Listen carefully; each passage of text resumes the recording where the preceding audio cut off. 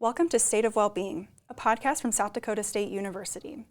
The State of Wellbeing is a holistic well-being podcast with the goal of supporting the campus community as we strive to be a growing, high-performing, and healthy university. Welcome to State of Wellbeing. I'm Caitlin Walters, the Wellbeing Specialist, and joining me today is Kennedy Goblirsch. Kennedy, do you mind telling us a little bit more about yourself and what you do here on campus? Absolutely. So I'm a graduate student right now, but I'm also a graduate assistant in the first year advising center. So I'll explore exploratory studies and I'll advise all of them. And I also do success advising here on campus as well. What are you yourself studying? I'm doing clinical mental health. So wonderful. Mm-hmm. Well, Kennedy, we wanted to talk today about procrastination, time management, and just how we can maybe work to improve some of those things for ourselves. I pulled some stats from our campus because I always think that this is really interesting. So we do the American College Health Association National College Health Survey every 2 years. So it's almost been 2 years, but 2 years ago, we had 71% of students who responded to the survey reported having problems with procrastination in the last month. Wow. Does that number seem accurate to you? Do you feel like it's a little low? Whenever I ask people this, they're like, it should be more like 99%. I don't feel like it's too low, but I can definitely see like where the 90% comes from. It's just how much you do procrastinate. So, of those, 54% reported procrastination caused moderate to high distress in their lives. And then 45% reported procrastination negatively impacted their academic performance. So working in the first year advising program, do you see this a lot? Do you see students coming in who are struggling with procrastination? Yeah, I do see it quite often, and it's just very, very overwhelming for all of those students. And the fear of failure also gets in the way of sometimes being a perfectionist and like, oh, if I can't do it right, then I can't do it at all. Or they take so much time to just plan to do like said projects, and then they get overwhelmed and like caught up in that, where then they don't actually do the project because they've been planning for it so much. And so I see it so often, or just students don't know what time of the day are their energy levels high to like actually do their homework or feel their best to sit down and do some academics. And so that can be overwhelming as well. That's such a good point. I do think a lot of people don't think about when they're more energized. And like, are you a morning person? Are you maybe more of a night owl? Like, do you hit like 3 o'clock in the afternoon? You're like, this is my go time. I'm ready to like put some work in. So really finding that time that like you actually have the motivation and the energy to do it. Absolutely. And I also think rewards, there's a great system to go about it. Like, what's your favorite like study drink or snack, or like I love a bubbler when I'm studying, and so that also plays a factor in it and what time. And yeah. So you talked about perfectionism, you talked about maybe over planning. Are there any other common reasons that you see students procrastinating? A big one that I've found recently actually is the fear of being like critiqued in a negative way by professors or just getting that grade back. It's so overwhelming for them, and they're just scared and they don't want it because they don't want to address like making those changes. So that's another one that I've seen recently. Oh, that's interesting. I wonder if we've lost that ability to like accept maybe some feedback. And I think sometimes we see grading as like criticism and not just like, hey, this is how you can improve, or this is what I would do next time. You know, it's all feedback I think is often good because it teaches you either you did something really well or here's something you could work on next time. But yeah, that's interesting. Yeah, I've definitely found that it's just like overpowering, or they just get so sad if they get a poor grade but then don't do anything to switch it. And it's like taking a growth mindset to it can play a big difference in getting those critiques. Are there any other common reasons that you see? No, not really. Those are the main ones that I've seen so far. Maybe further into the school year, other ones will pop up, but as of now, no. So you briefly mentioned perfectionism. Do you want to talk a little bit more about like what role perfectionism plays in procrastination? Yeah, absolutely. So I touched on it a little bit before of just like over planning and doing too much. Like if there's a big project, not a lot of students know how to break it up into smaller pieces and get those smaller pieces done. It's like if they have an essay due in 2 weeks and they plan 2 weeks before and be like, I need to do this, this, and this in one day, that's so just overwhelming. They don't think that they can perfect it all in one day. So breaking it up into smaller tasks can play a big role in the perfectionism, and just taking that 2 hours out of your day in that small task to perfect that. And then 2 days later, maybe they can go into another tasks to that essay that they can perfect. So taking those smaller steps, but not a lot of students know how to do that. I saw too when I was prepping for this that a lot of times perfectionist procrastinators are going to delay tasks that have really significant consequences. So if it's a big project that they really need to get a good grade on, so if it's something that has like really significant value and like will really impact maybe their grade or their experience, they're often going to delay that. Large projects, big tests, and then it will like lead into cramming and then lack of sleep and then sleep deprivation in the morning and the energy levels are low and it all just snowballs into a big not good. I know with my master's degree, I didn't do a thesis, but I did it was basically like a large test out that I had to do. I can't remember what it was called, but I remember being scared of the feedback, and maybe it was almost like I didn't want to be embarrassed if I didn't answer a question correctly, because I had to work with all these professors that were like people that I'd worked with all 2 years of my master's degree, and so it was like this like almost like embarrassment of having to like put myself out there to these people that meant a lot to me. And then it was also just, again, like this is my like, I mean, not that I would have failed it, but this is like pass or fail. If you don't get this right, like you're maybe just wasted 2 years of your time. And so, yeah, I did put off like the prepping for it for quite a while, which is, it's very counterintuitive because it's like, of course you want to put more time into prepping, but I did eventually study for it, but it did take a little while to get it going. Yeah, I definitely relate to that right now because I know my exams are coming up in the near future. I'm like, I should start studying now, but I got this project and that project, and it's just organizing my time to find when is the right time to actually start studying for it. Are there any other or are there any times that you have students come in that they're dealing with procrastination and it might be something more than just like maybe the fear of failure? Anytime you have some students come in that it could be like maybe a mental health or a behavioral thing that you ever have to address? Or when would you say like, hey, this might be something to talk to a counselor about? Yeah, that's a great question. When it is overtaking more things in their life than just the academic part, or so I'll ask about their social life or going to see their family, friends, and just like kind of what they do on their own time to like feel better about themselves. And if they don't really say anything or they don't have other items that make them like happier they want to go out and do, or just little things like that, that's where it's more concerning for me. Or if they're only sleeping 3 to 4 hours a night, that's concerning to me as well. So I ask all these questions in my advising sessions just to make sure that they're okay in all aspects, because we're working on school realistically, but are they okay everywhere else? So that's where I would maybe contact professionals. Absolutely. And of course, I always try to plug the counseling center here on campus, but it is free to students and they're available for walk-in screening. So if you are really struggling with procrastination and maybe, you've worked with your advisor and you still feel like you're struggling to get that, it is something you could also talk to a counselor about as well. Yep. If it's invading more areas than just one. I like that. It's definitely sometimes bigger than that. So have you ever had a student who said, I know I've heard it before, a student who said that they work better under pressure? And if so, what is your response to that? In the most gentle way possible, the deadline forces you to focus. I just think that they can see it, it's coming up, but they're like, oh, I'll wait to do it because I work better under pressure. No, it's just because the deadline's there. And then I ask them maybe if they do really like this class. Like for me, it's like psychology. Like let's just take general psychology. If I really, really like this behavior topic or abnormal psych and the test is coming up and I need to prepare for it, and I'm like, oh, I work better under pressure. No, I actually really like it, so let's go back and see how much more I could learn and do to prepare for it than just working under pressure because of the deadline. I always want to ask, like, have you ever just tried not, though? Because, like, what if you worked great without the pressure? Because it is an option. And I say that to myself as well, right? Well, yeah, we all do it.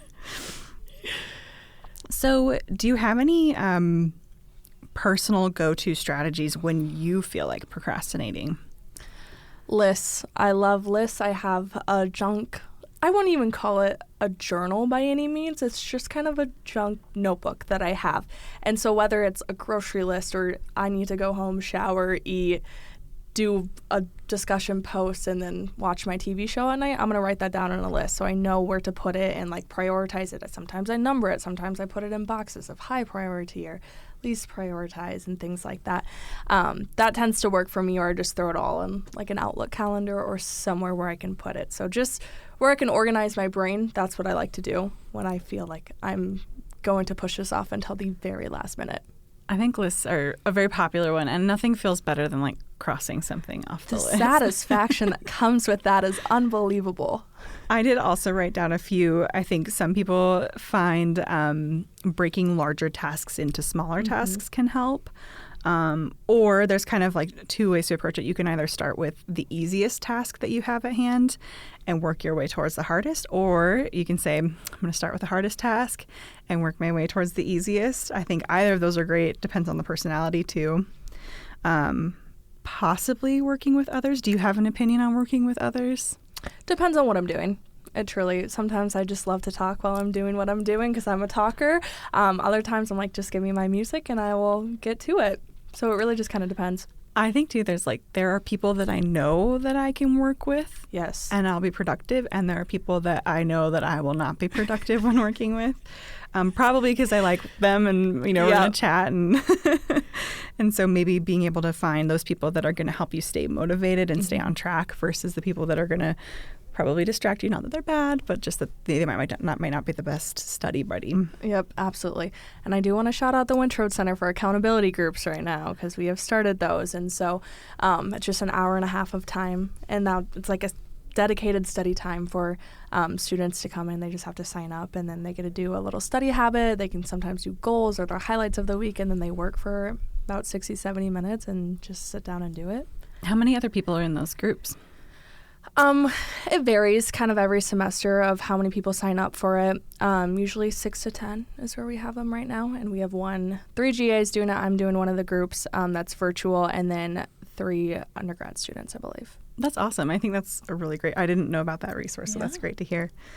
What is the study space like over there? I mean, I know we're going to talk about Wintroad a little bit later, but like, can you describe it for those who haven't been over there? In Wagner Hall? Yes. So I am lucky enough, but unfortunately for the students, to take over the study room. So it's now my office. But the nursing classroom or the tutoring and just classrooms down there, lots of whiteboards. And I love all the whiteboards, and you can write on the walls and do all the fun stuff in there. Plus we have popcorns on Friday and stuff like that. So yeah, it's just welcoming. It's a welcoming space down there. And if all the advisors' offices are open, you can usually pop in and say hi and items like that. I like that. I had one other tip that I give to help when I feel like I'm procrastinating. I found this from an influencer online, but Perfect. I think it's great. She really hates unloading the dishwasher, and I do too. And she times herself doing it. And so a task that you're really not looking forward to doing, you can time yourself. And then the next time you're like, I really don't want to have to unload the dishwasher, whatever it might be, you remember, well, it actually only took me 1 minute and 30 seconds to do it. And so I can do something for 1 minute and 30 seconds. Even if it's like putting my clothes away, I'll like time myself putting my clothes away, because that's a task that I really don't enjoy. And by the end of it, it's like, yeah, maybe it took me 3 minutes, maybe it took me 5 minutes. And then you just like have that in your mind of like, okay, it's really not that bad. It's not going to take up that much time. I can get it done quickly. I have never heard of that, and I think I want to start trying that or incorporate it somehow in my life. That is amazing. You're welcome to steal it. It wasn't mine. So we talked about procrastination. I want to talk a little bit more about maybe the preventative side of that, which I think of as like time management. Mm-hmm. What are some time management techniques that you feel actually work for college students? It really varies on the student that I have in my office and kind of what events that they have going on in their everyday life. So some of my students, I advise a 9 to 5 work schedule almost for their academics. So let's say they have like a 9 a.m. class and a 2 p.m. class, and they have nothing in between. Use those hours to complete homework. And then before that and after that, you don't have to look at your homework assignments, nothing at all till the next day, until your next like 9 to 5, quote unquote. So that's what I use often. Do assignments not in your dorm room. Don't do it in your dorm room. I know sometimes like you have the desk and it's there, and you could to say that the TV helps you focus, but really in reality it doesn't. So doing it in different locations around campus, and I know that there are so many study spots on campus. It's unbelievable, and they're so amazing with sometimes the lighting or the sound or how many people are walking through there. And so not doing it in your dorm room definitely makes a difference, and it's just having that as like relaxation or hang out with friends, and then like the union or the library can be your study space. So those are the two big ones that I've given out recently. I like that one. I also always advocate, like, please, whatever you do, don't study in your bed. Do not do it. Do not do it. I'll say it first. Do not do it. I'm sure, one, it probably makes you more comfortable. You're going to turn the TV on. You're going to maybe watch a show or something. But also it wrecks your sleep. Oh, yeah. And we talk about this in like the sleep episodes and talk about it pretty constantly. But when we do anything in our bed besides sleeping, it activates our brain. And so whenever you get into bed, your brain's like, okay, time to study, or is it time to sleep, or is it time to watch TV? It doesn't know. And so I just always like to push to, like, please don't study in your bed. Do not do it. That's what the floor is for, or the kitchen table, or literally anything else. If you're not going to go to sleep in your bed, sit on the floor. I do like the idea of just like trying to get out of the room and go across campus. Mm-hmm. Do you have a favorite study spot on campus? The Thompson Center. I'm comfortable in that space. I know where everything is, and if I have a question to my advisors, I can just walk down the hallway and ask them. And the practicum rooms, if they're not being used, it's really quiet. There's a whiteboard in there, and I can adjust like the heating and cooling, and it's just amazing in there, and I really like it. And it helps me get comfortable for like my actual practicum sessions as well, so it's like dual, and I like it. I like that. I did also notice we now have some really cool like quiet study pods at the Union. I don't know if you've seen those at all, but they're kind of like a sensory calming pod, and you can go in there and study if you want. I believe they were a project from the Wintrode Autism Support Services, and so they've put these in, but they're really great. They're like super quiet. I sat in them and like I could not hear people outside. It was very cool. I did not know check that those was out too. Gonna have to. Those are around. There's one on the first floor, and then there's two on the second floor. Okay, I will keep that in the back of my mind. Any other time management techniques that you like to share with students? Use a planner. Some sort of scheduling technique, whether if it's online or if it's an actual physical planner. Some people hate the paper, and some people love to have it on their phone or on their laptop or something like that. That's one that I always highly encourage as well. And for my students, I like to use Outlook calendar for them, so then they also check their email. And so it's awesome. But yeah, it seems to work well for them because they can color coordinate, and they can like time block on the Outlook calendar, which sometimes is really, really big for students. Actually just like, okay, I'm leaving my dorm at 1 p.m., walking there for 15 minutes, and I'm going to go do this. And so time blocking is huge too. And some people do, like, I have copies in my office that are, you can write it all down and color it if that's what fuels you and helps you. But other than that, I think too you made a great point of like using Outlook kind of forces students to check their calendar or their inbox. But it also prepares you for work outside of school, because I would say probably 99% of jobs, you're going to have some kind of, whether it's Outlook or Google, you're going to have to use some kind of like email system, and you're going to have meetings that are going to be added to some kind of calendar system that's attached to your email. And so the more you can just get used to using it, the easier that transition is going to be when you start working. You're not going to miss as many meetings because you know how to use it. And so I just always tell people to use that because it's such a nice way to organize it. And professionally, you will probably have to use something like that in the future. That is, I didn't even think about that, but that is amazing. I'll have to plug that one a little bit too. Is there any pattern that you notice with students who tend to struggle with time management? Recently, they don't know how to study.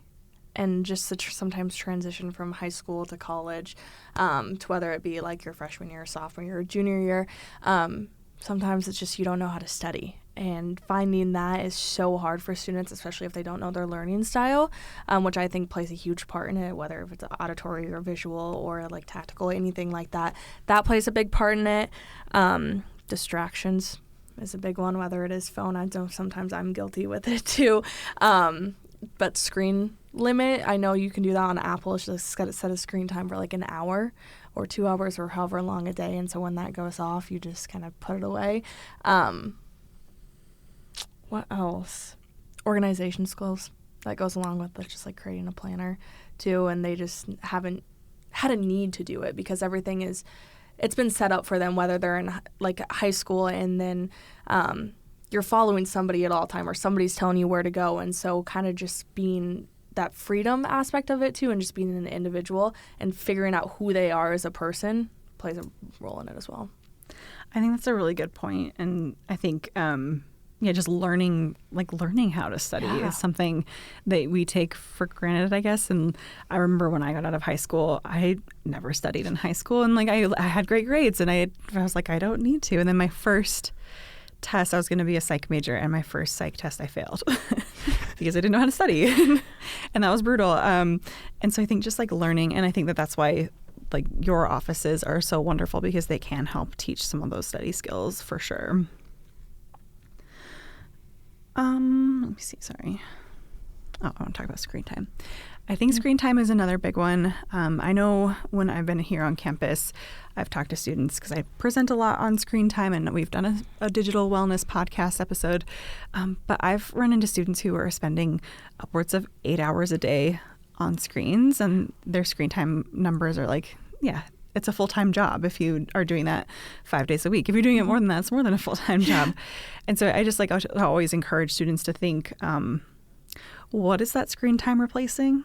And could you be using that time to study, to get projects done so you're not staying up late? Could you be using it to connect with people in real life? And just really thinking about like what that screen time is taking up, because 8 hours a day is a lot. It's insane. And there's no judgment. I mean, I spend time on my phone too. I've gone up there before. I'll be honest, I have. And sometimes I'm like, wow, I didn't need to do that this week, so let's try something else this week. Yeah. But I think recognizing is the first step too, of just like acknowledging, wow, I did have like 8 hours a day on my phone.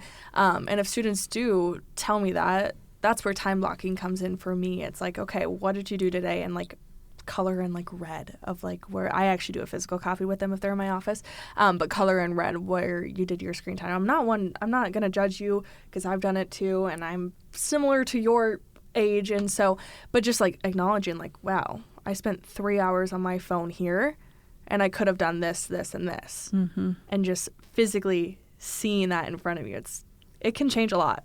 Yeah, I think the visual representation is very helpful.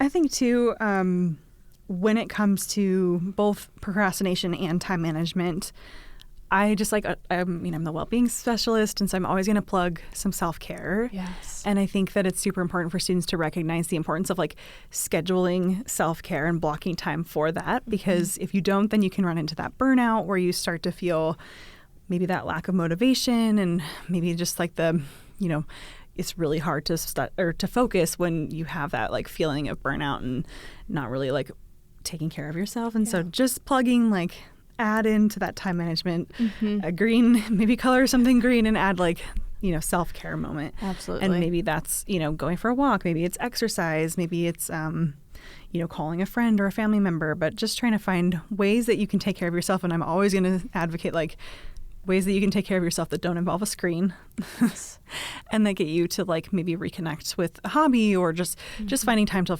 really take care of yourself too. Yep. Something that fills the bucket of individuality. Absolutely. Do you have any tools or favorite apps that you recommend for either managing time or kind of avoiding procrastination?